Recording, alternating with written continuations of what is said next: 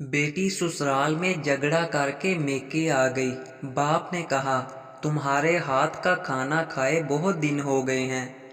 आज मेरे लिए एक अंडा और एक आलू उबाल दो और साथ में गर्मा गर्म कॉफ़ी, लेकिन 20 मिनट तक चूल्हे पर रखना।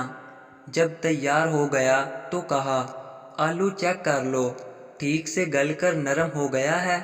अब अंडा छू कर देखो, हार्ड बॉयल हो गया है। कॉफ़ी चेक करो, रंग और खुशबू आ गई। बेटी ने चेक करके बताया कि सब परफेक्ट है। बाप ने कहा, देखो तीनों चीज़ों ने गर्म पानी में यकसा वक्त गुजारा और बराबर की तकलीफ़ बर्दाश्त की। आलू सख्त होता है, इस आजमाइश से गुजरकर नरम हो गया। अंडा नरम होता है, गिरे तो टूट जाए, लेकिन अब सख्त हो गया है और उसके अंदर का लिक्विड भी सख्त हो गया है।